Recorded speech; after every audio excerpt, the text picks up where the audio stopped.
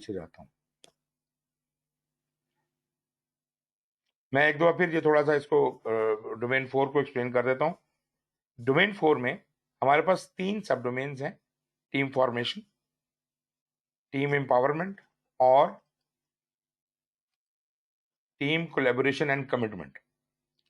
Team formation में 2 task हैं और ये टास्क हैं जब टीम बन रही है, तो हमने इसमें cooperate with other team members to devise ground. पहले जब टीम बनती है तो वो लोग आपस में मिलजुल कर कुछ असूल वजह कर लेते हैं और कुछ इंटरनली आपस में काम करने के लिए कुछ प्रोसेसेस बना लेते हैं। मैं ये नहीं कह रहा कि ऐसी कोई गाइडेंस अवेलेबल नहीं होगी और उनको तरीका नहीं पता होगा, ये खुद उसको पैदा नहीं करेंगे उस तरीके को, लेकिन वो ग्राउंड रूल जरूर सेट करेंगे कि हाँ, हमारा आपस में कम्युनिकेट करने का, इशाराबाजी करने का, या जो भी कोई तरीके से आपने कम्युनिकेशन करनी है उसका तरीकाकार क्या होगा। और ये जब ये उनके दरमियान जब ये कॉमन अंडरस्टैंडिंग डेवलप हो जाएगी तो टीम के अंदर एक कोहेरेंस रिलेशनशिप बन जाएगी और स्ट्रेंथन हो जाएगी ये कमिटमेंट कि हमने एक कॉमन मकसद के लिए काम करना है। अगले टास्क में वो कॉमन मकसद को हम बात करते हैं कि help create the team that has the interpersonal and technical skill. दोनों किस्म के स्किल्स हैं आपस में एक दूसरे से कम्युनिकेट करने के और इंटरेक्ट करने के, और दूसरे जो आपकी स्पेशलाइजेशन है needed to achieve all known project objective। इन ये वो तमाम चीजें हैं जिससे आपके प्रोजेक्ट के मकासद पूरे होने हैं ताकि बिजनेस वैल्यू जनरेट हो सके और कम अज कम डिले में, मतलब या यूं कह लीजिए कि विद नो डिले और मिनिमल डिले। ठीक है जी, ख्वाहिश तो हमारी यही है कि डिले हो ही ना, लेकिन मिनिमल डिले कहना भी ठीक है कि कम अज कम डिले, इससे ज्यादा डिले हम करेंगे नहीं, मतलब we are going to be the most economical. ये तो होगी जो टीम की फॉर्मेशन के हवाले से। टीम एम्पावरमेंट में टास्क 3 है encourage team members to become generalizing specialist. मतलब हर बंदा जहां अपनी अपनी जगह पर एक सब्जेक्ट मैटर एक्सपर्ट है, एक स्पेशलिस्ट है, इसी तरह से वो अपने जो टीम के जितने मेंबर्स हैं उनके कामों को भी थोड़ा थोड़ा जानेगा, जनरलाइजिंग स्पेशलिस्ट, ताकि हमें वो जैसे होता है ना, जीएम बिठाया हुआ है आपने एक ऑफिस के अंदर, वो जीएम क्या करता है, जनरल मैनेजर, वो सबके कामों को मुज्तमा करता है। तो भाई एक बंदा ऊपर बिठाने की जरूरत क्या है, ये आपस में नहीं एक दूसरे को समझा सकते। एक अच्छा टीम वर्क वो होगा जहां पे हमें अलग से स्पेशलिस्ट और अलग से जनरलाइजिंग स्पेशलिस्ट रखने की जरूरत ना हो और ये लोग आपस में ही अपने मसाइल हल कर लेते हो in order to reduce team size and bottlenecks. Team size कम होगा कि हमें अलग से बहुत से लोग रखने के बजाय इन्हीं 10 की टीम जो हमने रखी हुई है, इसी के अंदर 10 के 10 स्पेशलिस्ट हैं, लेकिन साथ हमने एडिशनली उनको शेयर करवा दिए, जनरलाइज्ड सिस्टम बना दिए। And to create a high performing cross functional team. फिर जनाब task 4, contribute to self organizing. अब सेल्फ ऑर्गेनाइजिंग कैसे काम हो सकता है?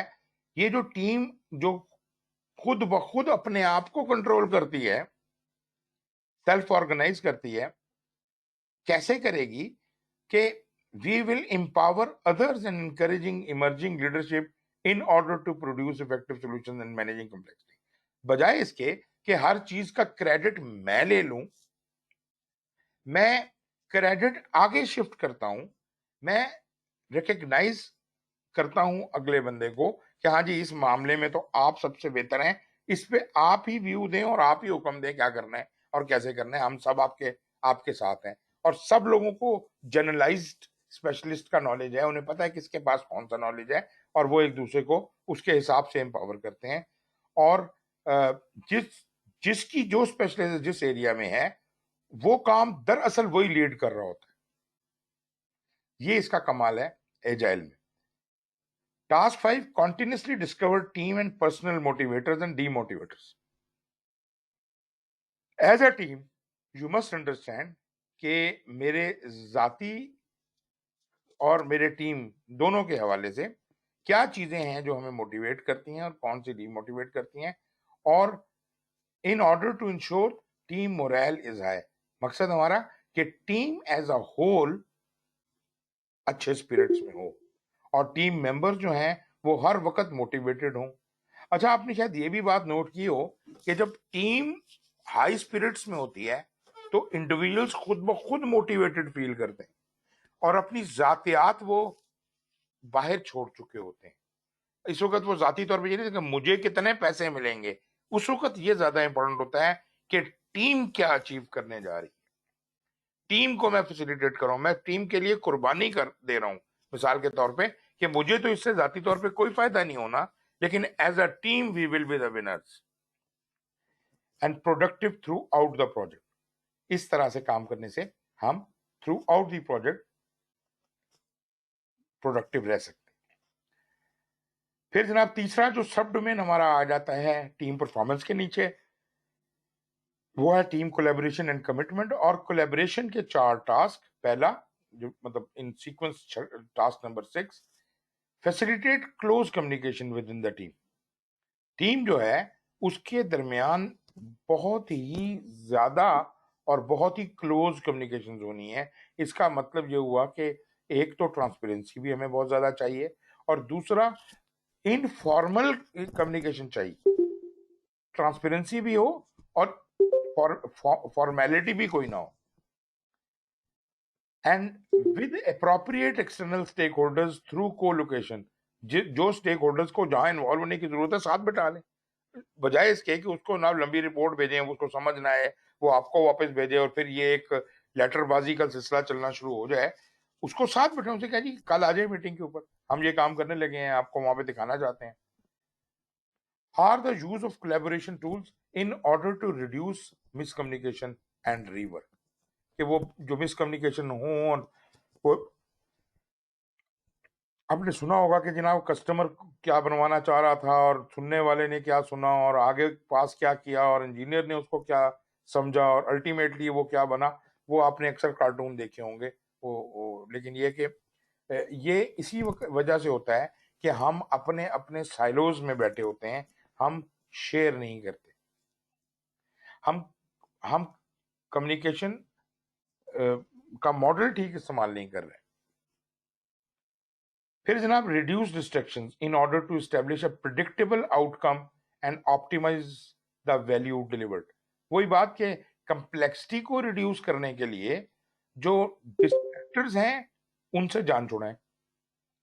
जो चीजें आपका ध्यान बटाती हैं, असल रुख की तरफ जाने के बजाय आपको इधर उधर खींचती हैं, उनको खत्म करें ताकि हम प्रिडिक्टेबल आउटकम की तरफ चल सकें और अपनी वैल्यू डिलीवरी को ऑप्टिमाइज कर सकें, खूब से खूब तर और जल्द जल्द अज जल्द।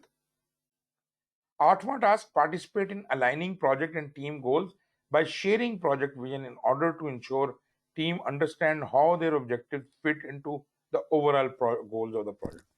टीम अपना काम करना जानती है, लेकिन क्या टीम को ये पता है कि ऑर्गेनाइजेशन को ये जो हम काम कर रहे हैं, ऑर्गेनाइजेशन इससे क्या फायदा उठाना चाह रही है और क्या ऑर्गेनाइजेशन लेवल के जो गोल्स और स्ट्रेटजीज हैं और जो ऑब्जेक्टिव्स हैं वो कौन से वाली हमारी कौन सी हरकत से कौन से ऑब्जेक्टिव अचीव हो रहे हैं, इनके दरमियान के लिंक को अच्छी तरह से समझना टीम मेंबर्स के लिए बहुत ज्यादा जरूरी है। फिर जनाब task 9, encourage the team to measure its velocity by tracking and measuring actual performance in previous iterations or releases in order for members to gain a better understanding of their capacity and create more accurate forecast। अब यहां और कीजिएगा कि हम team को इस बात के लिए इनकरेज करना चाहते हैं कि वो वक्तन फवक्तन अपनी जो स्पीड है काम करने की, उसको यहाँ पे एजाइल में वेलोसिटी कहा जाता है, उसको मुसलसल चेक करते रहें, नापते रहें और उसके अंदर इंप्रूवमेंट लाते रहें, ट्रैक करें, मेजर करें अपनी एक्चुअल परफॉर्मेंस को प्रीवियस आइटरेशन के पिछले वाली आइटरेशन में। तो हमने इतने काम किए थे, अब हमने इतने कर लिए। मतलब इट्स नॉट एग्जैक्टली कि कितने काम किए थे, मगर उनका डिफिकल्टी लेवल क्या था, उस डिफिकल्टी के लेवल के हिसाब से हम हर काम को एक वेटेज देते हैं। तो these are called story points. हर जो जो स्टोरी है, यूजर स्टोरी, उसके स्टोरी पॉइंट्स होते हैं। हो सकता है देखने में सारी यूजर स्टोरीज एक जैसी लगती हों, लेकिन किसी का स्टोरी पॉइंट होंगे 20, किसी के 2 होंगे। तो ये उसकी डिफिकल्टी और कम्प्लेक्सिटी को मद्देनजर रखते हुए उसको एक स्टोरी पॉइंट दिए जाते हैं, और ये स्टोरी पॉइंट्स जो हैं, ये हमारी वेलोसिटी को नापने का जरिया बनते हैं। हम कहते हैं जी हमने पिछला जो आइटरेशन किया था उसमें हमने 350 स्टोरी पॉइंट्स अचीव किए थे। मतलब हमने जितने काम किए थे वो 350 के वजन के थे, काम किए थे और वो उनके प्रोडक्ट एक्सेप्ट हुए। तो इसका मतलब है कि उस आइटरेशन में हमारी जो वेलोसिटी थी वो 350 थी, और इस दफा क्या रही पता लगे, इस दफा तो 450 हो गई है। अच्छा, तो इसका मतलब है कि इंप्रूवमेंट हुई है। और अगर आपको ये दिखता हो कि नहीं यार ये तो 300 हुई है, तो इसका मतलब है कि आपको ये अंदाजा होना चाहिए कि आपकी स्पीड, आपकी वेलोसिटी रिड्यूस हो रही है, विच इज नॉट गुड। सो तजर्बे के साथ जो हमने वो एक आपको ये भी बताया था ना कि हम उसको रेट्रोस्पेक्टिव भी करते हैं, तो रेट्रोस्पेक्टिव करने की वजह से भी आपकी वेलोसिटी खूब से खूबसूरत होती है। क्योंकि एक, मैंने आपको बताया था, जो गलती एक दफा आपने कर दी वो आइंदा कभी भी नहीं होगी। इट इज नॉट, ये कोई इंडिविजुअल की मैं बात ही नहीं कर रहा, मैं तो टीम की बात कर रहा हूँ। टीम जो है वो कॉन्टिन्यूसली लर्न कर रही है। जो लेसन है वो एक आदमी के लिए नहीं है, एक एक स्पेशलिस्ट के लिए नहीं है, मगर इस टीम ने एज अ होल एक लेसन लर्न कर लिया है। और अगर एक आदमी उसको मद्देनजर नहीं भी रख पाता तो टीम उसके कान पकड़ लेगी आगे कि भाई क्या क्या करने लगे हो तुम। तो मतलब ये खुद एक जागती हुई टीम है। So encourage the team. आपको वेलोसिटी वगैरह की बात और क्यों हम कर रहे हैं, in order for members to gain a better understanding of their capacity. अपने काम करने की कैपेसिटी का उन्हें अच्छी तरह से अंदाजा हो, and create more accurate forecast, और आइंदा के लिए वो जो फोरकास्टिंग करते हैं वो खूब से खूब तर कर सके। ये तो थी जी डोमेन 4। डोमेन 4 के हवाले से किसी को क्वेश्चन है तो बताइए, अगर कोई चीज डिस्कस करने वाली है। जी जनाब, you can raise your hand if you like.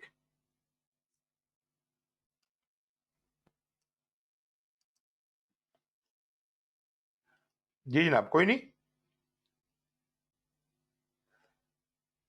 जनाब जहांगीर साहब।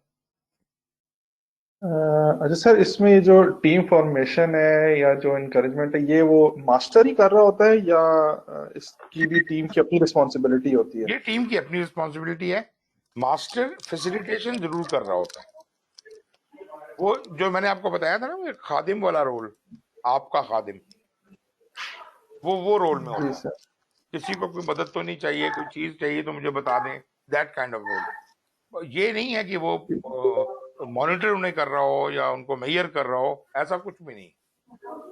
ये जितनी जिम्मेदारियां हैं यानी टीम की अपनी है। यानी जिस तरह वो बार बार हम लफ्ज यूज करें इनकरेजमेंट का, तो वो बेसिकली वो जो इनकरेजमेंट पार्ट है वो एक फैसिलिटेशन सॉर्ट ऑफ मोड में हाँ, ही फैसिलिटेशन उस हद तक। इनकरेज किया जा रहा है, लेकिन कर वो खुद ही रहे हैं। बिल्कुल। देखिए ना, जो जो स्क्रम मास्टर या एजाइल लीडर होता है, उसका काम ये होता है कि टीम को एजाइल के असूलों के मुताबिक चलाना। काम को नहीं, उसका काम से कोई मतलब नहीं है कि ये काम हो रहा है कि नहीं हो रहा। वो ये देखता है कि यार ये एजाइल के असूलों को फॉलो नहीं कर रहे ये लोग।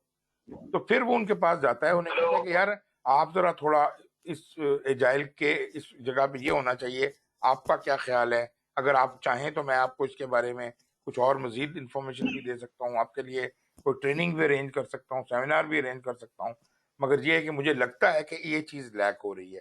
इस तरह की फैसिलिटेशन। और फिर वो दूसरी बात थी, टीम के रास्ते के जो जो मसाइल हैं वो दूर कर देता है। रोड़े जो अटके हुए हैं वो खत्म कर देता है, ये वाले काम है उसके। मतलब वो जो काम हो रहा है, जो टीम काम कर रही है, उसमें एज सच दखल अंदाजी नहीं करता। हम्म, सही। अच्छा, दूसरा वो जो आप बता रहे थे, वो जिस तरह रिपोर्ट की आपने एग्जांपल भी दी कि हम फिक्स्ड रिपोर्ट नहीं है, वो आपस में बात कम्युनिकेशन वगैरह भी सारी ओपन करें, तो वो मेजरमेंट मतलब लेट से एक अपर मैनेजमेंट को जिस तरह हम पहले देते हैं रिपोर्ट, या जिस तरह हम बात करें अपनी वैल्यूज के हिसाब से करनी हो, हम्म, तो उसकी कोई मतलब फिक्स्ड फॉर्मेशन अगर नहीं होगी, तो टीम आपस में जो डिसाइड कर रही है वो अपना एक पर्सपेक्टिव होगा ना, बट लेट से एक कस्टमर का पर्सपेक्टिव होगा, एक हमारी मैनेजमेंट का पर्सपेक्टिव होगा, और एक टीम का पर्सपेक्टिव होगा, तो हम सर अब वो पर्सपेक्टिव, किस तरह से। पर्सपेक्टिव स्टेक होल्डर्स का होता है। स्टेक होल्डर में टीम भी है, कस्टमर भी है, सीनियर मैनेजमेंट भी है। ये सब मिलके फैसला करते हैं।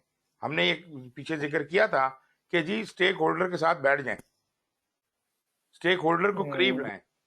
ये ना encouraging participation of key stake holder, ऊपर पढ़े जरा, सेकंड पॉइंट जो ऊपर लिखा हुआ है, encouraging participation of key stakeholders and publishing planning results. ये वाला पॉइंट पढ़े। सही सही। ठीक, यानी उसमें भी वो बेसिकली सब इन्वॉल्व होंगे, तो वो जो एक हाँ रिपोर्ट्स भी बन रही होंगी, तो वो सबकी इन्वॉल्वमेंट के बाद ही हो रही होगी बिल्कुल। चीज। देखें ये भी तो एक असूल है ना कि कस्टमर कम्स फर्स्ट। कस्टमर जो सही। कहता है वो करना ही करना है, ठीक है ना जी। तो customer is the boss basically. लेकिन कस्टमर के साथ फिर हम वो ये भी बात नहीं है कि वो कोई उसने जो बात कह दी वो हरफे आखिर नहीं है। हम उसके साथ बात कर सकते हैं, डिस्कस कर सकते हैं, उसको समझा सकते हैं, समझ सकते हैं, वटेवर। मगर कस्टमर की ख्वाहिश पूरी करना हमारे लिए अव्वलीन फर्ज है। सही। ठीक है सर। ये बिल्कुल। तो है। जी रिजवान साहब। जी सर, मैं थोड़ा सा वो जो पॉइंट है वो जो जनरलाइजिंग स्पेशलिस्ट वाला था, जी जी। उस पे जरा थोड़ा क्लैरिटी चाह रहा हूँ कि मतलब वो चीज जो है वो बेसिकली तो वो यानी टीम के अंदर कोहेरेंस पैदा करने की बजाय थोड़ा सा डिस्प्यूट को ऐड नहीं कर देगी। अगर हर बंदा मतलब उस बंदे को जो एक्चुअल माहिर है उसको छोड़ के अपनी ओपिनियन अगर इन्फोर्स करना शुरू करता है, तो वो थोड़ा डिस्ट्रैक्शन उससे ऐड नहीं हो जाएगी? ये जरा थोड़ा मैं क्लियर करना नहीं नहीं चाहता नहीं, बिल्कुल भी नहीं होगी, बिल्कुल भी नहीं होगी। देखें बात यह है, असल में सर हमारे काम करने और सोचने का अंदाज जो है ना, वो इन लाइनों पे है ही नहीं है। हम लोग अब बात ये है, मैं आपको बताता हूँ। मैं और आप दो बंदे हैं, आपस में बात कर रहे हैं। हमारा मुकम्मल तौर पे नेगेटिव एटीट्यूड होता है। आप कोई बात करेंगे तो मेरा जवाब पता है क्या होगा? नहीं यार ऐसे नहीं, ऐसे होता है। मतलब हम हर वक्त ये साबित करने में लगे होते हैं कि तुम तो कुछ भी नहीं जानते, मैं तुमसे ज्यादा बेहतर जानता हूं। जबकि मैं 100% वही बात कह रहा हूं जो वो बंदा बात कह रहा है। लेकिन मैंने अपना फिक्रा नो से शुरू करना है कि नहीं तू गलत है और मैं जो कह रहा हूं वो ठीक है। अब बात मैं वही रिपीट कर रहा हूं। यहाँ पे एजाइल में हम जो जो कल्चर लाना चाह रहे हैं, उसका तरीका ही ये है कि अपना अपना काम सब जानते हैं, अपनी अपनी स्पेशलाइजेशन सब जानते हैं, और बाकी सब उनकी इस बात की कदर करते हैं। लेकिन बजाय इसके कि हम सेकंड और थर्ड ओपिनियन के लिए बाहर से अलग अलग जनरलाइजिंग स्पेशलिस्ट लेके आए, या जो जो इंटीग्रेट करते हैं चीजों को, जो ओवरऑल पिक्चर, तो हम वो ओवरऑल पर्सपेक्टिव टीम को ही डेवलप कर देते हैं। लेकिन इसका ये कतन मतलब नहीं है कि वो जो स्पेशलिस्ट है उसके रास्ते में रोड़े अटकाएगा या उसके साथ बहस करेगा। ये उसके साथ बहस बिल्कुल भी नहीं करेगा।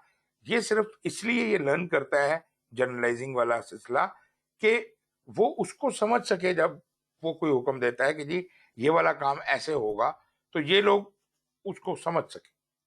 और इन केस अगर कहीं कोई गड़बड़ है, कोई बात गलत हो रही है, तो उस पर पॉइंट उठा भी सकते हैं। ऐसी बात नहीं है कि आप बिल्कुल बोलना आपके लिए मना है, यहाँ पे बोलना मना तो है ही नहीं। लेकिन लाजमी बात है जो स्पेशलिस्ट है उसकी बात की कदर ज्यादा की जाएगी, क्योंकि वो तो उस मामले का स्पेशलिस्ट है। और लाजमी बात है वो अगले को कन्विंस भी कर लेगा कि नहीं यार ये आप ये शायद ये ऐसे नहीं समझे, ये ऐसे नहीं ऐसे होता है। Yes of course, why not. लेकिन बुनियादी तौर पे हम झगड़ा बढ़ा नहीं रहे, हम झगड़ा खत्म कर रहे हैं। ये रिजवान साहब। तो सर बेसिकली मतलब एक माइंड शिफ्ट इन्वॉल्व है, मतलब जो जहाँ पे हम अभी खड़े हैं और जब हम एजाइल के अंदर पहुंचेंगे तो बिल्कुल मतलब इस पे एक टाइम बेसिकली लगेगा, हमें यूं कह सकते हैं। सर, टाइम लगेगा भी, और मैं ये समझता हूं कि माइंडसेट की बात है ना जी। अब आप ये कहना चाहते हैं कि जी माइंडसेट चेंज करने में कोई 25 साल लग जाएंगे, तो मैं नहीं मानता। माइंडसेट चेंज करने में सिर्फ एक सुई हिलाने की देर होती है। मतलब अगर मैं अभी मिसाल के तौर पे आपको ये कहूं कि जनाब इस तरह देखना छोड़ दें, इस एंगल से देखना छोड़ दें आप लोगों को, इस सिर्फ इस पॉइंट को बीच में से निकाल दें, या फॉर दैट मैटर मैं ये कहता हूं कि आज के बाद आपने नो का लफ्ज इस्तेमाल नहीं करना। मैं आपको बताऊं कि सिर्फ इस एक इंस्ट्रक्शन से कि आपने आज के बाद नो का लफ्ज इस्तेमाल नहीं करना, आपकी सोच ही बदल जाएगी। आपने नो नहीं करना तो करा कि मैं, मेरे पास तो कुछ बचा ही नहीं। मैं तो हर बात शुरू ही नो से करता था। सही। तो ये जो शिफ्ट होती है ना, ये बड़ी इमीडिएट और क्विक आ जाती है, लेकिन सिर्फ थोड़ी उसके लिए विजडम की जरूरत है। इसके लिए कोई बहुत लंबे चौड़े सेंचुरीज गुजरने की और एवोल्यूशन होने की जरूरत नहीं है सर। वो एवोल्यूशन हो चुकी, हम वहां पहुंच चुके हैं जहां पे इसकी एप्लीकेशन होनी है। अब भी अगर हमने सालों साल लगा दिए तो फिर कोई फायदा नहीं होगा। जी निसार साहब। सर, इससे ये साबित होता है कि इसमें हर बंदे को अपनी लिसनिंग पावर भी बढ़ानी होगी सर, और एडमिट करना होगा बहुत अगर आला। कोई सही बात कहते तो ये मैं ये समझता हूँ, क्योंकि हमारे यहाँ लिसनिंग पावर की बहुत कमी है। बिल्कुल, ये तो सर ये बस हमें ग्रूमिंग की जरूरत है। इन चीजों में जो कम्युनिकेशन स्किल्स है ना, इनमें ग्रूमिंग की जरूरत है। और मैं ये समझता हूं कि हमारे में सबसे बड़ा प्रॉब्लम ही है, जो कुछ भी हमारा निजाम खराब है। बात मसलन हमें बयान नहीं करना आता, हमें हमारे कम्युनिकेशन स्किल्स ठीक नहीं है। मेरा मतलब है कि इवन हमारे पॉलिटिशियंस या बड़े बड़े लोग जो हैं, उनको बात करने की तमीज नहीं है, खुदा की कसम। तो क्या आप समझते हैं कि क्या होगा? तो आप कभी ये जो अमेरिका के प्रेसिडेंट्स हैं, आप इनको कभी देखें बात करते हुए। आप ये ओबामा की स्पीच इतनी मस्मराइजिंग होती थी। अब वो क्या है, क्या वो काला सा बंदा है अजीबो गरीब किस्म का, लेकिन बोलता था तो जिसे कहते हैं ना, जो पब्लिक स्पीकिंग के असूलों के एन मुताबिक बोलता था। आप उसको भी छोड़ दें, आप इसको इवन ट्रंप को पकड़ के ले आए, उसमें 1 लाख खराबियां होंगी, लेकिन जो बात भी बोलता था वो अपने दिल की गहराई से बोलता था, वो उसको बिलीव सर करता वजह है ना, ये। सर वजह है कि वहाँ का कल्चर ऐसा है। हमारी जिंदगी से अभी तक लफ्ज सर नहीं निकल पाया है, जबकि वहां पे मिस्टर प्रेसिडेंट, मिस्टर पीएम इस तरह मुखातिब किया जाता है। सर बट यहाँ अगर हम मुखातिब करेंगे तो वो इंसल्ट महसूस समझते हैं। तो मेरा नहीं वही है सर, मेरा हमें माइंडसेट। सर ये वो माइंडसेट वाली बात है, एग्जैक्टली माइंडसेट वाली बात है। बिल्कुल इसमें कुछ भी बिल्कुल। नहीं है, एक सुई अटकी हुई है सिर्फ, और वो हमने खुद अटकाई हुई है। मेरा मतलब है मैंने असल में माइंडसेट को चेंज होते हुए देखा। हमने एक गवर्नमेंट ही के अंदर एक इदारा बनाया, और उसके अंदर हमने कहा कि नहीं यार, यहाँ हमने काम करना है, हमने वो ड्रामेबाजियां नहीं करनी। तो हमने जनाब वो सारे रूल्स अपने लिए चेंज कर दिए। हमने कहा जी ना, तो हमने वो जो बेल बॉय रखा होता है आपने, वो किसी के पास नहीं होगा। कोई बड़े बड़े ऑफिस की जरूरत नहीं है, क्यूबिकल सबको मिलेंगे। और कोई क्लर्क नहीं आपके पास आएगा कोई चीज देने के लिए। आपको कोई चीज चाहिए, 7 क्लर्कों का ऑफिस है, खुद जाके अपने कागज उठाएं और वहां से लेके आए। बाकी जो करनी है टाइपिंग ज्यादा खुद करें। और चाय पीने के लिए कोई आपको चाय बना के नहीं देगा, मशीन बाहर लगा दी। आप यकीन कीजिए कि दिनों के अंदर हमारा वे ऑफ वर्किंग बदल गया। और इसके लिए किसी ने हमें कहा नहीं था, ये नहीं था कि वो जो चेयरमैन साहब का हुक्म आया, ऐसी कतन कोई बात नहीं थी। The whole of this movement was started at our level, and we convince chairman के नहीं, हम तो ऐसे करेंगे, हम तो ऐसे जीना चाहते हैं। उसने कहा करो जो मर्जी। And then things were so nice कि इवन चेयरमैन जो था वो उठ के आ जाता, कभी मेरे ऑफिस में आके बैठ जाता था, बाहर से खुद ही चाय का कप भर के लाता था, साथ बैठ जाता था आके, और वहां काम के साथ जो बात करनी होती थी करते थे। खैर एनीवेज, मैं आपको वो बता रहा हूँ, और मेरा ख्याल है कि ऐसी बात नहीं है, हम बहुत ज्यादा पत्थर की दुनिया में अभी तक फंसे हुए हैं। हमारे दफ्तरों में भी किसी हद तक ये कल्चर आ चुका है, किसी हद तक ये कल्चर एग्जिस्ट करता है हमारे यहाँ भी, कि जनाब वो मिसाल के तौर पे क्यूबिकल्स वाला और ये वो सब हिसाब किताब और इंटर कम्युनिकेशन के स्किल्स, अभी काफी अवेयरनेस आ गई है। सर आप अपने आप को कंपेयर कीजिए आज से 50-60 साल पहले के साथ, तो जमीन आसमान का फर्क है। तो इतनी बुरी हालात नहीं है जैसे हम समझते हैं या पोर्ट्रे करते हैं। जी Nisar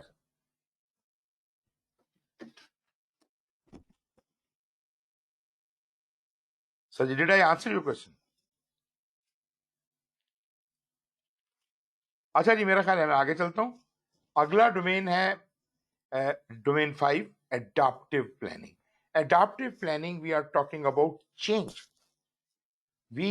we are expecting a lot of changes, मतलब तब्दीलियों की बारिश है जो कस्टमर या स्टेक होल्डर्स की तरफ से आने वाली है। एंड हमने हिफ्ज़ मतकद्दम के तौर पे एडाप्टिव प्लानिंग सीख ली है। अब हम मुकम्मल तौर पे एडाप्टिव हैं। हम ये कहना चाहते हैं कि हर वक्त तैयार कामरान हैं, जो कहोगे जैसे कहोगे फिक्र ही ना करो, हो जाएगा। मतलब इतना यकीन है आपको अपने ऊपर कि आप कहते हैं जी कि मैं कोई कंडीशन लगा ही नहीं रहा, आप बताएं काम क्या करवाना है, और आपका दिल करता है कि चेंज करना चाहते हैं, आप चेंज कर लें, मुझे कोई एतराज नहीं है। मगर लाज़मी बात है, अगर इतनी मौजें करनी है तो कुछ तो आपको भी सेक्रीफाइस करना पड़ेगा। तो लाज़मी बात है, अगर आप इतनी ज्यादा तब्दीलियां करना चाहते हैं तो इस बात का डैमेज आप मेरे पे नहीं डाल सकते कि जनाब पैसे ज्यादा खर्च हो रहे हैं। भाई आप जो रोजाना हर चीज चेंज कर रहे हो, तो जिस वक्त चेंज कर रहे हो उस वक्त के हिसाब से पैसे भी एमेंड हो जाएंगे। ठीक है जी, रिसोर्सेज हैं, जो जो जो किस्म के एस्टिमेट हैं वो तो चीजों के चेंज हो जाएंगे। तो इसका मतलब ये हुआ कि एडाप्टिव चेंज प्लानिंग की जरूरत है हमें, लेकिन at the same time customer जो स्टेक होल्डर है वो भी हमारा तैयार बैठा हुआ है कि यार मुझे इतना बड़ा एडवांटेज मिल रहा है तो थोड़ा बहुत तो मुझे पेनल्टी पे करनी पड़ेगी। But the interesting part is कि आपका क्या ख्याल है कि इतनी ज्यादा तब्दीलियों के बाद क्या आपको लगता है कि ज्यादा पैसे खर्च होते हैं एजाइल में? क्या कहते हैं जी, क्या आपको लगता है कि एजाइल में पैसे ज्यादा खर्च होते हैं? नहीं सर, पैसे खर्च नहीं हो रहे, सिर्फ हमें माइंड चेंज करने की जरूरत है, जो कि फ्री ऑफ कॉस्ट है। जो नहीं फ्री ऑफ कॉस्ट तो कुछ भी नहीं है, हर नहीं माइंड चेंज वो तो मुझे खुद करना है ना सर अपना। जी, मेरा मतलब है उसमें तो पैसा नहीं लग रहा। हाँ, मेरा मतलब ये है कि जो भी तब्दीली कस्टमर बता रहा है वो उसके पे करेगा, राइट? इसका मतलब है कि वो जो इनिशियल बजट आपके ख्याल में ज़हन में था शायद उसके मुताबिक काम ना हो सके, ये बात तो एक है। तो इसका सर मतलब उसके लिए तो कस्टमर से पहले हम मीटिंग करेंगे ना, पहले ही हम उससे डिसाइड करने के बाद प्लान करेंगे। बिल्कुल बिल्कुल ऐसे ही है, तो मगर वो एग्री करेगा लाजमी। एट द सेम टाइम जो जिस तरफ मैं आपको लेके आना चाह रहा हूँ वो ये है कि हम इस तरीके के साथ एडाप्टिव प्लानिंग करते हैं कि जो जो चीजें तब्दील हो रही होती हैं वो इतना अच्छा रिटर्न देती हैं और इतना जल्दी रिटर्न देती हैं, वही जो हमने पहले बात की प्रायोरिटाइजेशन, और वो इतना जल्दी और इतना अच्छा रिटर्न देती हैं कि कस्टमर का आधे प्रोजेक्ट में ही पैसा पूरा हो जाता है। मतलब वो आधे पैसों में सारा वैल्यू लेके चला जाता है, क्योंकि हम उसको वैल्यू हाईएस्ट वैल्यू आइटम्स पहले दे रहे हैं। ये हमने एक बड़ी जबरदस्त किस्म की टेक्निक इसके अंदर इस्तेमाल की। जी मुस्तफा साहब, आप बड़ी देर से आप कुछ कहना चाह रहे थे। जी सर, यही कहना चाहते हैं कि अल्टीमेट बेनिफिशियरी तो स्टेक होल्डर ही है ना, जो कस्टमर है। जी अगर वो वैल्यू पैसे लगा भी रहा है तो उसको फायदा उसको ही सबसे ज्यादा हो रहा है, उसी को हो रहा है, तो बिल्कुल दोनों तरफ से विन विन सिचुएशन है। एग्जैक्टली। मगर मेरा पॉइंट ये था कि एजाइल में पैसा कम लगता है, पैसा कम लगता है। बड़ी हैरत अंगेज बात है कि तब्दीलियां भी मुसलसल और पैसा भी कम लग रहा है। इसका मतलब है कोई और बंदोबस्त किया हुआ है। हमने इस तब्दीली को सिर्फ नहीं संभाल के बैठे हुए, हमने कोई और बंदोबस्त किया, और वो बंदोबस्त वो वाला है जहां पे हमने वो प्रायोरिटाइजेशन की थी, वैल्यू प्रायोरिटाइजेशन की थी, वैल्यू डिलीवरी। उसके ऊपर बात आएगी, लेकिन अभी मैं अडेप्टिव प्लानिंग के ऊपर फोकस करता हूं। अडेप्टिव प्लानिंग में हमारे पास सबसे पहली जो सब डोमेन है वो है लेवल ऑफ प्लानिंग। इसमें 3 टास्क हैं। Level of planning, plan at multiple levels. कहते हैं जी जो प्लान करें आप, एक तो ना आउटलाइन मोटा मोटा सा प्लान, फिर आप उसकी रिलीज प्लान बनाएं, फिर उसकी आइटरेशन प्लान बनाएं, फिर डेली उसको देखें। मतलब प्लानिंग के अंदर छोटे प्लान, उससे छोटे प्लान, फिर उससे छोटे plan, and focus on the one internal item. आज ही मैं सुन रहा था, आपने शायद, मैंने पहले भी जिक्र किया था, डेल कार्नेगी का मैंने आपसे जिक्र किया था। बहुत बड़ा नाम है जनाब। 1900 शुरू में 1906 1907-8 में इस बंदे ने अपना कैरियर स्टार्ट किया था, और तकरीबन मेरा ख्याल है 1930 28 30 40 में 28 30 में कहीं गालिबन इसने वो किताब लिखी थी, हाउ टू इन्फ्लुएंस पीपल और how not to worry and influence people. इस तरह की उसने कुछ 2-3 किताबें लिखी थी, और वो बहुत ज्यादा मशहूर है। वो उसने, उसकी मैं ऑडियो कैसेट सुन रहा था। उसने एक बड़ी खूबसूरत बात कही। उसने कहा कि मुझे भी एग्जैक्टली याद नहीं, मैं उसको सोच रहा था उसे मैं लिख लूं। उसने कहा कि यू शुड स्टार्ट लिविंग इन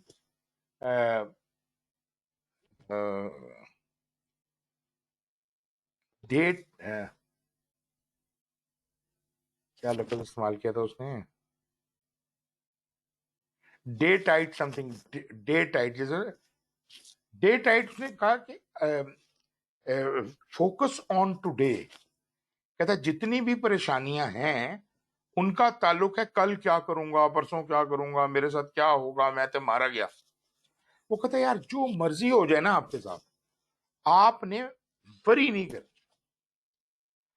एक वो कहता है कि अच्छा फिर क्या होगा अगर आप कहेंगे मैंने वरी नहीं करनी, तो वो क़यामत तो आ जाएगी, तो वरी तो मैं क्यों ना करूं। वो कहता आप इसलिए वरी ना करें कि आप ये सोचें कि ज्यादा मेरे साथ क्या हो जाएगा, जी क़यामत आ जाएगी, मैं मर जाऊंगा, मैं तो तबाह हो जाऊंगा, मेरी नौकरी चली जाएगी। उसने कहा whatever the worst can happen to you, you prepare yourself for that. आपने अच्छा ठीक है, हो गया मेरे साथ ये, अब क्या हुआ, क्या मैं मर गया। बड़ी इंपॉर्टेंट बात है। हम उस जगह जाना ही नहीं चाहते, इसलिए उसके बारे में सोचते ही नहीं है। एक दफा दिल कड़ा करके आपने अच्छा हो गया ना, आ गया ना, सैलाब आ गया, बस आ गया, आएगा तो क्या होगा, मैं इस वरी में मरता जाऊं, बजाय इसके आपने अच्छा आ गया तो मैं क्या होगा, मेरा घर बर्बाद हो जाएगा, मेरा गांव बर्बाद हो जाएगा, सब कुछ हो जाएगा। अच्छा ठीक है, पहले तो उसे एक्सेप्ट करें फेस वैल्यू पे, और उसके बाद वो कहता है कि फोकस ऑन ओनली टुडे, आज मैंने क्या करना है, इस सिलसिले में मुझे अब खुद क्या करना है, तो just focus on day only. कल जब आएगी देखी जाएगी, लेकिन एट द सेम टाइम मैं ये नहीं कह रहा कि कल को प्लान ना करें। जैसे इसने यहाँ पे कहा है कि मल्टीपल लेवल्स ऑफ प्लान होंगे। स्ट्रेटेजिक प्लान बहुत कच्चा सा एक लेवल पे हमें अंदाजा तो होगा, उसके अंदर रिलीज प्लान होगा, उसके अंदर अट्रेजन प्लान होगा, उसके अंदर डेली प्लान होगा। तो एग्जैक्टली आप डे टाइट कैप्सूल्स में अपना टाइम गुजारें, और आप ये देखेंगे कि आपकी वरी बिल्कुल खत्म होगी। उसने उसकी बहुत सारी एग्जांपल दी हैं, बहुत जबरदस्त किस्म की एग्जांपल दी हैं, लेकिन ये कि ये बात मुझे बिल्कुल इंक्रीमेंट्स की इस फिलॉसफी, एडॉप्टिव प्लानिंग की इस फिलॉसफी के एन मुताबिक लगा कि डे टाइट कंपार्टमेंट्स में अपना टाइम गुजारें। डे टाइट का लफ्ज उसने इस्तेमाल किया। एनीवे जी, क्रिएटिंग सर ये जी जी सर ये कॉस्ट रिडक्शन वाली बात इतनी क्लियर नहीं हुई क्योंकि अगर हम इसको प्रायोरिटाइज करें भी तब भी जो लो प्रायोरिटी के टास्क हैं वो भी तो बाद में करने हैं, तो मतलब कॉस्ट रिडक्शन वाली ये जो थ्योरी थी ना, इतनी क्लियर नहीं हुई। मैंने उसे जान के एक्सप्लेन नहीं किया था, मैं पहले इसके ऊपर बात कर चुका था, इसलिए मैंने कहा शायद आपको बात समझ आ गई हो। होता ये है कि हम जितना भी काम हमारे पास होता है ना, जो हमें लगता है कि इस प्रोजेक्ट में हमें क्या क्या काम करना पड़ेगा, हम उस सारे जी काम को या सारी जो रिक्वायरमेंट्स हैं उनको एक डब्बे में इकट्ठे करते जाते हैं। याद कीजिएगा, मैंने पहले बात की हुई थी कि हम उसे एक डब्बे में, उसे जी हम सर, कहते हैं बैकलॉग, प्रोडक्ट जी बैकलॉग। सर, बिल्कुल। प्रोडक्ट बैकलॉग में हम वो रिक्वायरमेंट्स को डालते जाते हैं और वो रिक्वायरमेंट्स कहलाती हैं यूजर स्टोरीज। तो यूजर स्टोरीज जो हैं वो सब इसमें जमा होती जाती हैं। आप जो हैपेजर्ड इसमें एम्बार लगता चला जा रहा है। इससे पेशतर के we start attempting these requirements. हम क्या करते हैं कि हम कहते हैं कि इनको वैल्यू के हिसाब से प्रायोरिटाइज कर लो। इन सारी चीजों में जो कस्टमर के हिसाब से सबसे ज्यादा वैल्यू का आइटम है, उस यूजर स्टोरी को सबसे ऊपर ले आओ। उसके बाद दूसरे नंबर पे उससे कम वैल्यू, फिर उससे कम वैल्यू, उससे कम वैल्यू। अब क्या होगा कि सारी चीजें जो हैं वो एक डिक्लाइनिंग वैल्यू से होंगी। सबसे हाईएस्ट आइटम ऊपर, वैल्यू का आइटम ऊपर, और सबसे छोटा आइटम नीचे। अच्छा, अब यहां पर आप लगाइए परीटो लॉ। परीटो प्रिंसिपल ये कहता है कि 80% जो चीजें अकर करती हैं उनके पीछे 20% रीजंस होती हैं। ठीक है, अगर 80% एक्सीडेंट्स हो रहे हैं तो उनके पीछे 20% रीजंस होंगी। अगर मैं उन 20% रीजंस को का इलाज कर लूं तो 80% प्रॉब्लम्स खुद ब खुद खत्म हो जाएंगी। इसका मतलब ये है कि ये जो मैंने वैल्यू का स्टैक बनाया है, अगर इसमें से टॉप 20% आइटम्स को मैं एड्रेस करूं तो आप यूं समझिए कि तकरीबन प्रोजेक्ट कंप्लीट हो गया है। लेकिन टाइम वाइज देखा जाए तो it would have taken something like 20% of the time, and we have done 80% of the work in 20% of the time. अभी जो 80% ऑफ द वर्क बाकी बचा हुआ है, जो 80% ऑफ द वर्क बाकी बचा हुआ है, उस पे पैसे लगने हैं ना। लेकिन कस्टमर को अगर मैं 80% वेटेज दे देता हूं, बेनिफिट 20% टाइम में दे देता हूं, तो कस्टमर कहेगा यार मुझे छोटी मोटी गिमिक्रीज मुझे नहीं चाहिए। आई डोंट वांट, मैं मजीद पैसे इतने ज्यादा क्यों खर्च करूं, मुझे तो जो मैं चाहता था मिल गया। तो वो जो है वो बहुत सी अन्य चीजों को अननेसेसरी कह के निकाल देगा, अपने भी पैसे बचा लेगा और हमारा भी काम मुकम्मल हो जाएगा। तो ये एक बहुत आला किस्म का तरीका है जिससे हम पैसे ही कम खर्च होते हैं ओवरऑल। ये कस्टमर पे डिपेंड करता है, अगर वो सारा काम करवाना चाहे तो उसकी मर्जी, लेकिन अमूमन उसको कोई वैल्यू नजर नहीं आती निचले बचे कुचे कामों में। वो जो बल्कि 80% नीचे का पोर्शन है, वो कहता है यार ये इसने मुझे क्या देना है, 20% ही रिजल्ट देने हैं ना, तो चलो 20% में से 10% ले लो, बाकी 10% रह गए। तो 10% के लिए वो आपको इतने पैसे मतलब खर्च तो नहीं करेगा। ये पॉइंट है जिसकी। जी सर, वैसे थोड़ी सी अगर किसी प्रैक्टिकल एग्जांपल से थोड़ा सा अगर वो कर ले, क्योंकि सर नॉर्मली तो जितने भी टास्क होते हैं वो सारे ही जो है ना वो मतलब नेसेसरी होते हैं, उनको होना तो होता है किसी ना किसी स्टेज पे। प्रायोरिटाइजेशन की बात हो रही है ना यहाँ पे। प्रायोरिटाइजेशन का मतलब ये होता है कि व्हाट इज तो मोर ठीक है important, sir, what is more beneficial. ठीक है ना, यहाँ पे जी खैर वो आएगी आगे, इसके ऊपर डायग्राम्स भी हैं और वो सब, ये बगैर उसके शायद बात समझ ना आए। तो इसको जब वो जी सर, आएगा तो मैं ठीक है। उसको एड्रेस कर लूंगा। अच्छा जी, मैं जी बात कर रहा ठीक, था थैंक एडाप्टिव प्लानिंग की। तो मैंने कहा पहला टास्क ये है कि प्लान को बड़े से छोटे छोटे छोटे छोटे कैप्सूल्स में बांट लें और उसके बाद उनको रोलिंग वेव प्लानिंग करें। मतलब जैसे मैंने कहा ना कि डे टाइट कंपार्टमेंट, हर एक दिन को अच्छा तफसील से प्लान करो और इसी तरह रोल आउट करते जाओ अपने प्लान को day by day, iteration by iteration, release by release, strategy by strategy. And ultimately क्या होगा कि आपके काम जो है एहसन तरीन तरीके के साथ कंप्लीट होना चाहिए, you are focused on the minutest details. You are focused on the minutest detail, इसलिए आप जो डेली काम कर रहे हैं उसमें गलती कोई नहीं हो रही। तो creating appropriate detail by using rolling wave planning and progressive elaboration to balance predictability of outcomes with ability to exploit opportunities।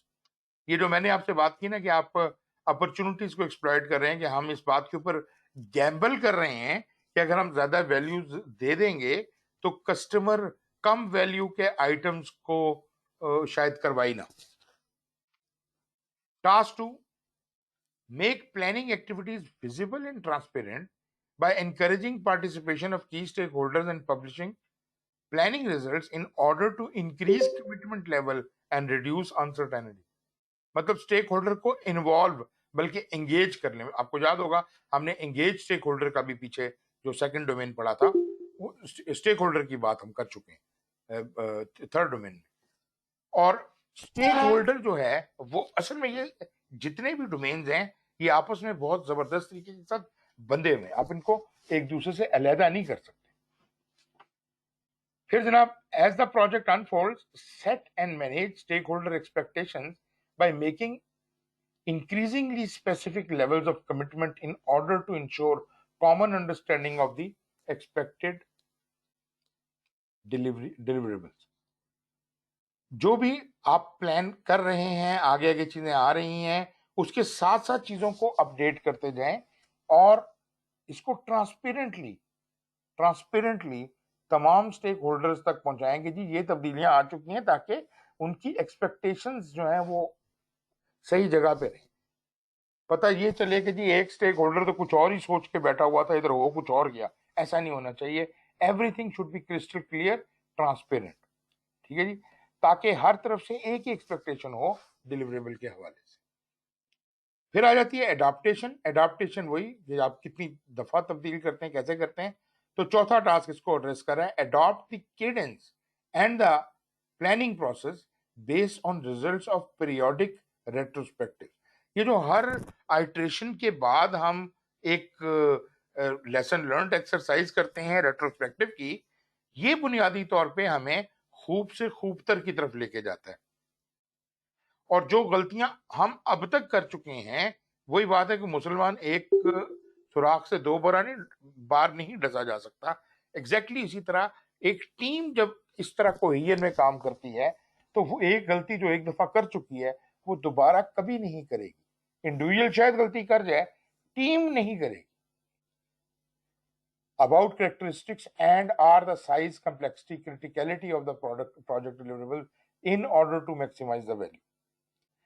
और पांचवा जो टास्क है, inspect and adopt the project plan to reflect changes in requirements. Requirement बदल जाती हैं, schedule, budget, shifting priorities, जैसे जैसे तब्दीलियां होंगी इन तमाम चीजों के ऊपर जो असर पड़ेगा वो आपने अपडेट कर देना है based on team learning, delivery experience, stakeholder feedback and defects in order to maximize business value delivered। तीसरा जो इसमें आ जाता है वो है एजाइल साइजिंग एंड एस्टिमेशन। ये है जिसको हम जी क्या कह रहे हैं, कुछ कहा किसी ने?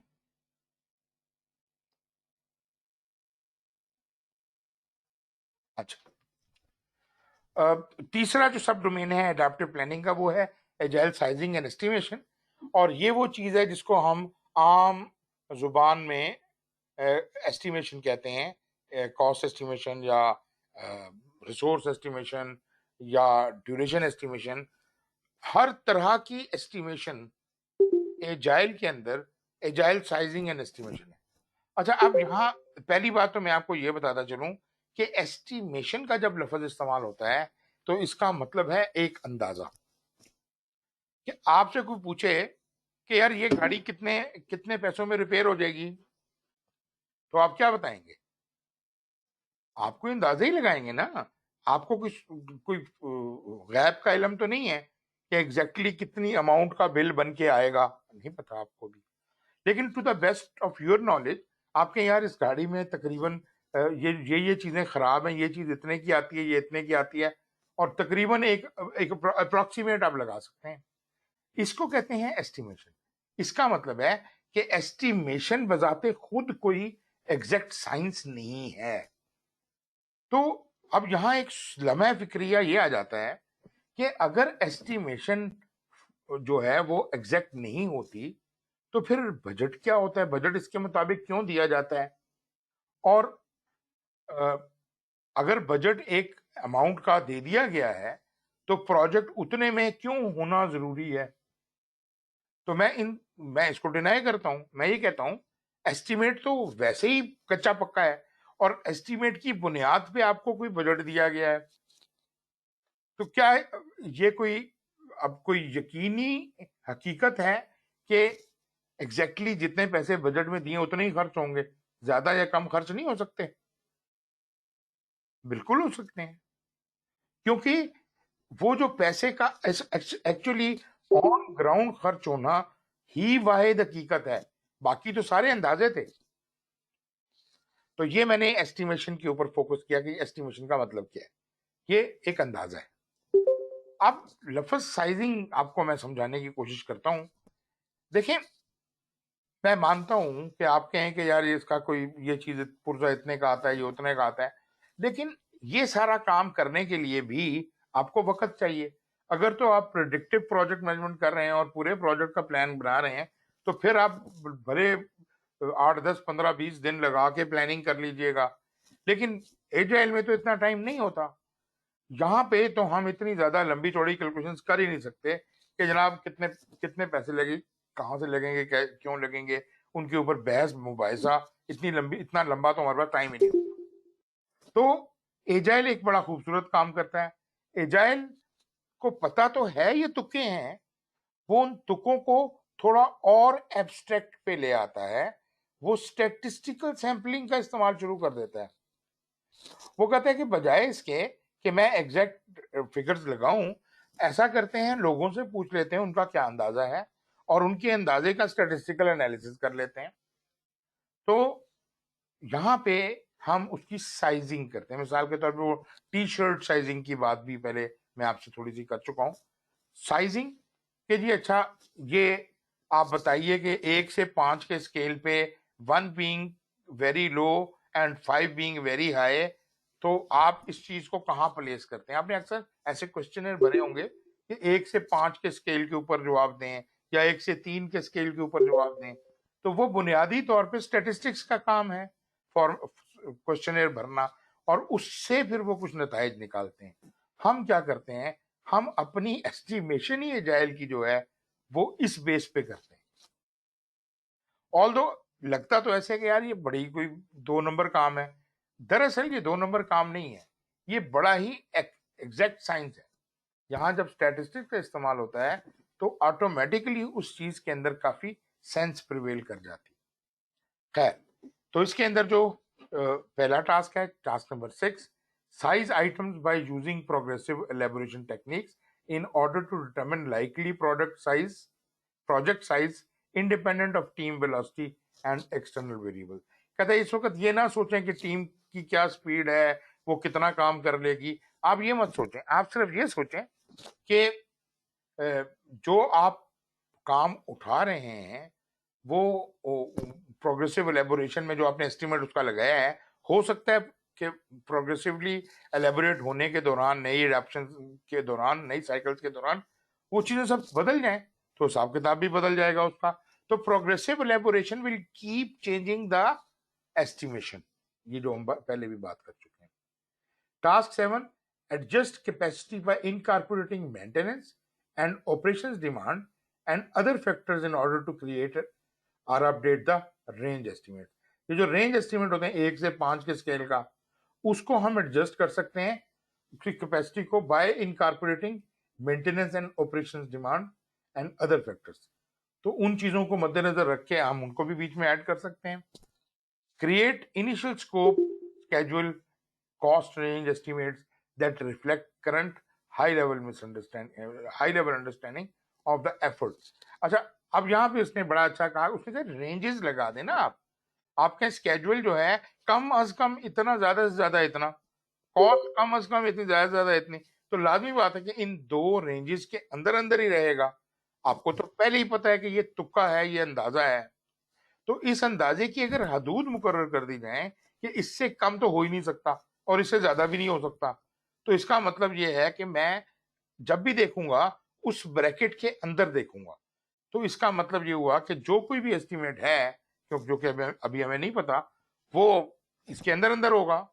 तो मतलब ये कि अगर से ये मैं एक बड़ी कॉमन सी बात करता हूँ, अगर मैं उसका मीन ले लेता हूँ इन दो वैल्यूज का, तो ऑटोमेटिकली मुझे एक सेंटर की वैल्यू मिल जाती है। एक्चुअली तो वो उतने में हो या ना हो, ये तो हमने वैसे कहा कि इवन आप किसी भी तरीके के साथ एस्टिमेशन करें, एग्जैक्ट उतनी अमाउंट में तो कभी भी नहीं होना काम। तो why to waste time, why don't we हम थोड़ा और तुक्के के ऊपर चले जाते हैं। फिर टास्क 9 है जी, refine scope schedule and cost range estimate, जो हमने ऊपर लगाए थे, that reflect the latest understanding. तो मतलब एक तो आपने इनिशियल जी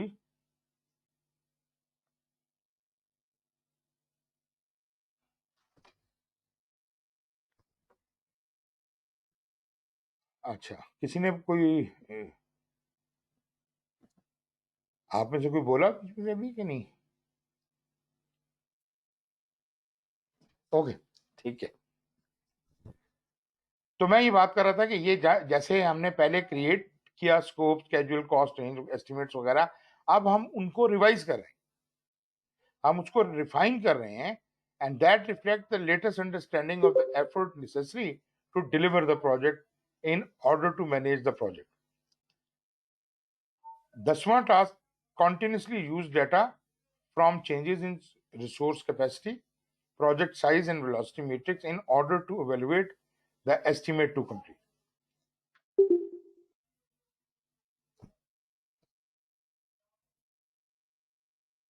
एक मिनट जरा होल्ड कीजिए, मैं भी आया।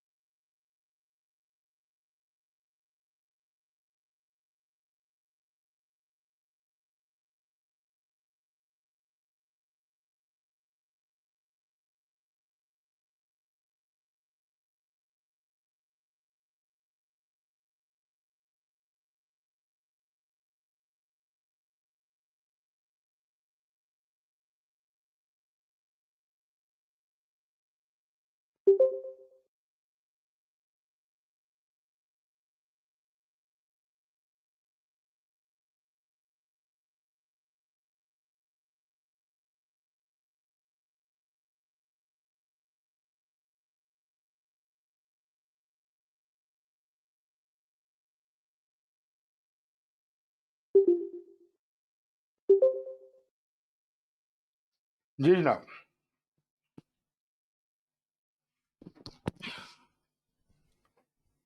अच्छा जी, हम बात कर रहे थे 10वां पॉइंट हमने बात की कि हम ये जो दो काम हमने किए हैं, पहले क्रिएट किए सारे एस्टिमेट्स वगैरह, अंदाजे लगाए, फिर उनको साथ साथ हम रिफाइन करते जा रहे हैं। इसी चीज को, ये बार बार रिफाइन करने को हम प्रोग्रेसिव एलेबोरेशन भी कहते हैं, कि बदलते हुए हालात के साथ रिक्वायरमेंट्स भी बदल सकती हैं, उनके एस्टिमेट्स भी बदल सकते हैं। तो एक तो आपने जो भी कोई भी रिक्वायरमेंट थी उनके मुताबिक एक इस एस्टिमेट लगा लिया 8वें टास्क में, और 9वें टास्क में उसको रिफाइन करते चले जा रहे हैं। और 10वें टास्क में कहता है continuously use data from changes in resource capacity, project size and velocity metric. अब इसके ये जो कुछ भी हो रहा है, इसको इस्तेमाल कीजिए अपने रिसोर्स की कैपेसिटी को एस्टिमेट करने के लिए, प्रोजेक्ट के साइज को अंडरस्टैंड करने के लिए, और अपनी वेलोसिटी को मेजर करने के लिए कि हम काम किस स्पीड से कर पाएंगे, in order to evaluate the estimate to complete, ताकि हमें फोरकास्ट लगाया जा सके कि हम कितने पैसे में या कितनी मुद्दत में या कितने रिसोर्सेज में अकम्पलिश कर पाएंगे। मतलब ये कोई ऐसी बात नहीं है कि मैंने कह दिया कि इतने में होगा तो उतने में होगा। ये एक अंदाजा है ताकि टीम या सारे स्टेक होल्डर्स तैयार रहें कि इतना होने का इम्कान है। लेकिन एजाइल के अंदर ऐसी बात नहीं होती कि जो मैंने अब कह दिया तो अब ये कोई पत्थर पे लकीर हो गया कि इसको चेंज कोई नहीं कर सकता। Anything is changeable. मगर प्रोजेक्शन बनाने से, फ्यूचर को प्रेडिक्ट करने से कम हमें ये बात पता चलती है कि हमें किस हद में रहने की जरूरत है। राइट जी, ये तो था 5वां डोमेन। फिर जनाब आ गया आपका 6ठा डोमेन। इसके 5 ही टास्क हैं और ये है, इसका नाम है problem detection and resolution. Now देखते हैं जी इसके अंदर क्या है। पहला टास्क ये कहता है create an open and safe environment by encouraging conversation and experimentation। मतलब हम एक खुला माहौल रखना चाहते हैं, ओपन और सेफ एनवायरनमेंट रखना चाहते हैं, और उसमें हम ये चाहते हैं कि लोग एक दूसरे से बात कर सकें, कन्वर्सेशन, ओपन कन्वर्सेशन एनकरेज करते हैं जी, और बात करें। और इसके ऊपर एक्सपेरिमेंटेशन, अपनी टीम को भी हम कहते हैं इस पे तजर्बे करो, और क्या तरीका है, और ज्यादा बेहतर करने का क्या तरीका है। We are open for experimentation, ताकि to surface the problems and impediment, जो मसले मसाइल आने हैं वो पहले सामने आ जाएं, that are slowing the team down, are preventing its ability to deliver value. So ये उल्टा चैलेंज हम करें, बजाय इसके कि हम प्रॉब्लम से बचते फिरें, हम प्रॉब्लम को खंदा पेशानी से फेस कर रहे हैं। तो अल्टीमेटली जो कोई किसी ने जिन निकालना था वो निकाल लेगा, और उससे जो होना था, अब ये वही डेल कार्नेगी वाली जो मैंने आपको बात बताई, ये बिल्कुल इसके साथ मैच करती है। वो कहते हैं घबराने की क्या जरूरत है, जो होना है वो तो होना है, उससे भागते कहाँ हो, why do you worry about it, face it. So let us face it. तो जो कुछ भी आपने होना है, जो वो सामने आ जाएगा, और आप उसका जब सामने आ जाएगा तो उसका इलाज निकाल लेंगे हम। दूसरा task, identify threats and issues by educating and engaging the team at various points in the project in order to resolve them at the appropriate time and improve processes that caused the issues। तो मसले मसाइल जो हैं, जो threats हैं और issues हैं, मैं इसको, और मैं यहाँ ज्यादा बात नहीं कर रहा, लेकिन थ्रेट्स जो होते हैं वो रिस्क होते हैं, नेगेटिव रिस्क, और जो इश्यूज होते हैं, जब एक रिस्क अकर हो जाता है तो वो इशू बन जाता है। तो मतलब रिस्क क्या है, किसी चीज के होने का इम्कान। जब किसी चीज के होने का कोई इम्कान होता है, हमें कोई यकीन नहीं होता कि ऐसा होगा या नहीं होगा, तो हम कहते हैं ये रिस्क है, राइट। और जो नेगेटिव रिस्क होता है, जो हमारे लिए बुरा होता है, उसको हम कहते हैं थ्रेट है। और जो हमारे लिए अच्छा हो सकने का इम्कान है, उसको हम कहते हैं अपॉर्चुनिटी है ये दोनों रिस्क। थ्रेट जो है वो नेगेटिव रिस्क है, और अपॉर्चुनिटी पॉजिटिव रिस्क है। खैर, पॉजिटिव को भी छोड़ दें, हम सिर्फ इसकी बात करते हैं नेगेटिव की। सो कहते हैं आइडेंटिफाई करें थ्रेट्स को जो होने का इम्कान है, और इश्यूज को। इश्यूज क्या होते हैं, जो रिस्क अकर हो चुके होते हैं। आपको नहीं, बारिश होने का इम्कान है, एक है बारिश हो गई है, और बारिश के हो जाने की वजह से अब ये मसाइल खड़े हो गए हैं, कीचड़ हो गया। So this is issue. कीचड़ का हो जाना इशू है, और ये तभी इशू खड़ा होता है जब कोई रिस्क जो है, कोई थ्रेट जो है, वो मटेरियलाइज हो जाए। जब तक वो थ्रेट या वो रिस्क जो है मटेरियलाइज नहीं होता, तब तक हम उसके बचाव के लिए इंतजामात कर सकते हैं। ठीक है जी, बारिश होने का इम्कान है तो फिर हम कुछ एहतियाती तदाबीर कर लेते हैं कि अच्छा, अगर बारिश हो रही है तो बाहर ना निकला जाए, समथिंग लाइक दैट, राइट। तो ये एहतियाती तदाबीर हैं, लेकिन ये उस वक्त एक्टिवेट करनी होंगी जब वक्त करीब होगा, जब रिस्क करीब होगा। लेकिन जब रिस्क अक्कर हो गया, जब बारिश हो गई, तो जो आपने इंतजाम एहतियाती तदाबीर में पैसे खर्च किए वो किए, लेकिन अब तो उससे जो नुकसान होना था वो हो गया ना। अब उससे जो हो गया वो इशू है। तो हमने क्या करना है कि हमने अपनी टीम को इश्यूज और थ्रेट्स के मामलात में एजुकेट भी करना है और टीम को एंगेज भी रखना है at various points in the project in order to resolve them at the appropriate time and improve processes that cause issues. मतलब अनसर्टेनिटी कहाँ कहाँ आई, क्या हुआ क्या नहीं हुआ, उसका पोस्टमार्टम करके हम उन चीजों को कम से कम और कुछ नहीं कर सकते तो हम उनको लेसन लर्न में रिकॉर्ड कर लें। तीसरा, ensure issues are resolved by appropriate team members and are reset expectations in light of issues that cannot be resolved in order to maximize the value delivered. कुछ चीजें ऐसी होती हैं कि जिनको हम रिजॉल्व करना नहीं चाहते क्योंकि शायद उनको रिजॉल्व करने का खर्चा उनके अक्कर हो जाने से ज्यादा है। मतलब अगर वो चीज अक्कर भी हो जाती है तो मुझे उसका इतना डैमेज नहीं है, तो मैं बिला वजह उसके ऊपर इतनी लंबी चौड़े खर्चे क्यों करूं। तो मुझे ये देखना होता है कि मेरी वैल्यू डिलीवरी ज्यादा से ज्यादा कब होगी। अगर वैल्यू डिलीवरी के अंदर रिस्क का खर्चा निकलना शुरू हो जाए तो मेरी वैल्यू डिलीवरी तो कम हो गई। तो मुझे उनके दरमियान एक बैलेंस स्ट्राइक करना है। अगर तो मुझे उससे फायदा इतना हो रहा है कि इस रिस्क के ऊपर पैसे खर्च करना चाहिए तो तब तो मैं करूंगा, अदरवाइज बिला वजह हर रिस्क के ऊपर मैं पैसे खर्च करने को तैयार नहीं हूं। Maintain a visible, monitored and prioritized list of threats and issues in order to elevate accountability, encourage action and track ownership and resolution status. पांचवा task, communicate status of threat and issue by maintaining threat list। जो पहले भी हमने कहा कि उसकी list बनाओ, अब वो कहता है कि उसको मेंटेन करना है, उस लिस्ट को मतलब अपडेट करना है और incorporating activities into the backlog of the work in order to provide transparency।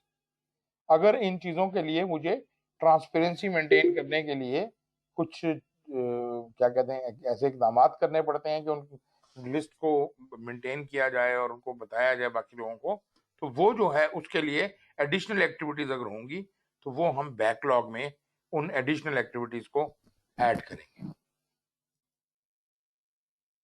ये तो हो गया जी छठा domain. Last but not the least is the seventh domain which is continuous improvement, जिसमें प्रोडक्ट, प्रोसेस और पीपल हैं और इसके भी 6 टास्क हैं। पहला टास्क इसका, tailor and adopt the project process by periodically reviewing and integrating team practices, organizational culture and delivery goals in order to ensure team effectiveness within established organizational guidelines and norms। तो हम ये चाहते हैं कि हमारे जो project के processes हैं वो उनको हम मुसलसल रिव्यू करते रहें और उनको उसके हिसाब से, मतलब वो जो हमने टीम रूल्स और बनाए थे सारे उनको भी उसके साथ अमेंड करते रहें, ऑर्गेनाइजेशन कल्चर को मद्देनजर रखें, डिलीवरी गोल्स को ज़हन में रखें, उन सब चीज़ों को मिला के इंश्योर टीम इफेक्टिवनेस। हम highest level of team effectiveness चाहते हैं विद इन एस्टेब्लिश जो ऑर्गेनाइजेशनल गाइडलाइंस और नॉर्म्स हैं उसके अंदर रहते हैं, मतलब उसके दायरे के अंदर रहते हुए, ऑर्गेनाइजेशन के असूल और ज़वाबित के दायरे में रहते हुए मैं टीम से ज्यादा कैसे इफेक्टिवनेस ले सकता हूं। ये है जी ये continuous improvement. Task 2, improve team processes. जो टीम आपस में काम कर रही है उनके प्रोसेस को इंप्रूव किया जाए बाय कंडक्टिंग फ्रीक्वेंट रेट्रोस्पेक्टिव। हर इंक्रीमेंट के बाद हम बाकायदा उसका रेट्रोस्पेक्ट करें एंड इंप्रूवमेंट एक्सपेरिमेंट्स किए जाएं in order to continually enhance the effectiveness of the team, project and organization। तीसरा टास्क, सीक फीडबैक। बहुत इंपॉर्टेंट पॉइंट है। जो आपके कस्टमर हैं या आपके स्टेक होल्डर हैं, हमें उनसे फीडबैक लेनी है on the product by incremental delivery and frequent demonstration in order to improve the value of the product. Product के बारे में हमें और ज्यादा जामे जो स्पेसिफिकेशंस मौसूल होंगी जिनको हम इंडक्ट कर सकते हैं। चौथा task, create an environment of continued learning. एक ऐसा माहौल बनाएं आप जहां पे लेसन लर्न के आर्काइव्स हैं, कोई पढ़े लिखे लोग हैं, लोगों को पढ़ा रहे हैं, बता रहे हैं, समझा रहे हैं, by providing opportunities for people to develop their skills in order to develop a more productive team of generalizing specialists। तो हमारी टीम को इस तरह की ट्रेनिंग से या इस तरह के मौके से गुजारा जाए कि उनका इल्म बढ़े। पांचवा task, challenge existing process elements by performing a value stream analysis and removing waste in order to increase individual efficiency and team effectiveness। तो ये जनाब एग्जिस्टिंग प्रोसेस एलिमेंट्स हैं जिनको हम वैल्यू स्ट्रीम एनालिसिस को इम्प्रूव करके। और task number 6, create systemic improvements by disseminating knowledge and practices across projects and organizational boundaries in order to avoid reoccurrence of identified problems and improve the effectiveness of the organization as a whole।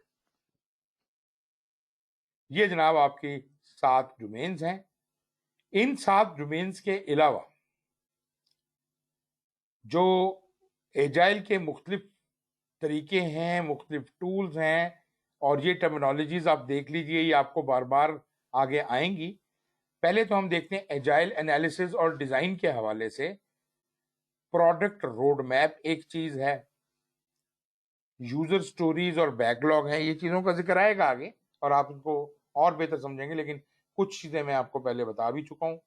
जैसे user story का जिक्र हो चुका है, backlog का जिक्र हो चुका है, रोड मैप का हो चुका है, प्रोडक्ट रोड मैप के हवाले से बात कर लेंगे, स्टोरी मैप्स हैं, प्रोग्रेसिव एलेबोरेशन का भी जिक्र हुआ है, शायद आपको समझ ना आया हो तो इसके ऊपर बात कर लेंगे, वायर फ्रेम्स हैं, चार्टरिंग है, परसोनाज हैं, परसोना का जिक्र नहीं हुआ, एजाइल मॉडलिंग है, वर्कशॉप्स हैं, लर्निंग साइकिल है, कोलैबोरेटिव गेम्स हैं। इसी तरह अगर एजाइल एस्टिमेशन की बात करें तो रिलेटिव साइजिंग, स्टोरी पॉइंट्स का मैंने जिक्र किया था कि जो प्रोडक्ट बैकलॉग में यूजर स्टोरीज होते हैं उनको हम एक डिफिकल्टी लेवल ऑफ डिफिकल्टी के हिसाब से स्टोरी पॉइंट देते हैं। टी शर्ट साइजिंग भी एक तरीका है नापने का, वाइड बैंड डेल्फी और प्लानिंग पोकर, एफिनिटी एस्टिमेशन और आइडियल टाइम। कम्युनिकेशन के हवाले से इंफॉर्मेशन रेडिएटर आपको मैं बता चुका हूं, team space agile tooling, osmotic communications for co-located and are distributed teams, two-way communications में trustworthy conversation driven, social media based communication हो सकती हैं आजकल, active listening इसके ऊपर बात करूंगा, brainstorming है, feedback method है। ये कम्युनिकेशन के थे स्किल्स। फिर आप आ जाते हैं, अगर आप इंटरपर्सनल स्किल्स के ऊपर आ जाते हैं तो उसके टूल किट के अंदर इमोशनल इंटेलिजेंस है, कोलैबोरेशन, एडाप्टिव लीडरशिप है, सर्वेंट लीडरशिप है, निगोशिएशंस हैं, कॉन्फ्लिक्ट रेजोल्यूशन है। तो ये सारे के सारे इंटरपर्सनल स्किल्स हैं। मैट्रिक्स, जिन चीजों से नापा तोला जाता है, प्रोग्रेस को देखा जाता है, वो क्या है? वेलोसिटी है, थ्रूपुट है, प्रोडक्टिविटी है, cycle time, lead time, earned value management for agile projects, defect rate, approved iterations हैं, वर्क इन प्रोग्रेस है, प्लानिंग, मॉनिटरिंग एंड अडॉप्टिंग। इसमें जनाब reviews, kanban board, task board, time boxing, iteration, release planning, variance and trend analysis, work in progress की limits हैं, daily stand ups हैं, burn down chart हैं, burn up chart हैं, cumulative flow diagrams हैं, backlog grooming refinement है, product feedback loop है। Process improvement के हवाले से काइजान का नाम सुना होगा आपने, 5 वाइज हैं। अभी मैं यहाँ एक्सप्लेन नहीं कुछ भी कर रहा, मगर आप सिर्फ देखेंगे ये क्या क्या चीजें हैं।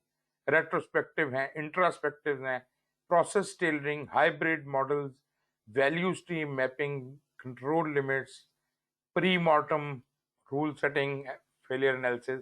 जैसे पोस्टमार्टम होता है ना, कि आप एक चीज के बखिए उधेड़ते हैं जब वो चीज हो चुकी होती है। प्री मॉर्टम होती है कि हम उसे पहले ही अज्यूम करके कि प्रोजेक्ट खत्म होगा तो क्या क्या चीज निकलेगा। फिश बोन डायग्राम एनालिसिस वगैरह हैं। प्रोडक्ट क्वालिटी में अपना frequent verification and validation, definition of done, continuous integration, testing, इसके अंदर एक्सट्रापोलेटरी और यूजेबिलिटी की टेस्टिंग होती है। रिस्क के हवाले से बात करें तो रिस्क एडजस्टेड बैकलॉग, ये टर्म आपको देखनी है। Risk burn down graph, risk based spike, architectural spike, ये सब टर्मिनोलॉजीज हैं। वैल्यू बेस्ड प्रायोरिटाइजेशन में वो जो मैं आपको नहीं अभी नहीं मैंने आपको कराया, ROI, NPV, IRR, इसके ऊपर भी कुछ टाइम लूंगा। कंप्लायंस किसे कहते हैं, कैसे होती है, कस्टमर वैल्यूड प्रायोरिटाइजेशन है, रिक्वायरमेंट रिव्यूज हैं, मिनिमम वायबल प्रोडक्ट और मिनिमम मार्केटेबल फीचर, इसके ऊपर बात होगी। रिलेटिव प्रायोरिटाइजेशन रैंकिंग, मॉस्को, इसका मतलब है must have, should have, could have and won't have, और कैनो एनालिसिस। ये जनाब बहुत सी चीजें यहाँ पर लिस्टेड डाउन है। These are the different knowledge and skills which you need to learn about agile. मिसाल के तौर पे एजाइल वैल्यूज और प्रिंसिपल्स का पता होना चाहिए, एजाइल फ्रेमवर्क और टर्मिनोलॉजी का पता होना चाहिए, agile methods and approaches, assessing and incorporating community and stakeholder values, stakeholder management है, communication management and so on and so forth. ये आप इस पूरी लिस्ट को देख सकते हैं। This covers everything. और ये वो चंद किताबें हैं, 8-10 किताबें जो PMI ने रिकमेंड की हुई हैं इसके एग्जाम, ACP के एग्जाम के हवाले से। मिसाल के तौर पे एजाइल एस्टिमेटिंग एंड प्लानिंग है, एजाइल प्रैक्टिस गाइड है, agile project management creating innovative products हैं, ये जिम हाईस्मिथ की है। एजाइल के रेट्रोस्पेक्टिव के ऊपर एक पूरी किताब है, agile software development, the cooperative game, वगैरह वगैरह। राइट जी, यहाँ तक तो हमने जो एग्जामिनेशन कंटेंट आउटलाइन है इसको कवर किया। यहाँ तक कोई क्वेश्चन है जी?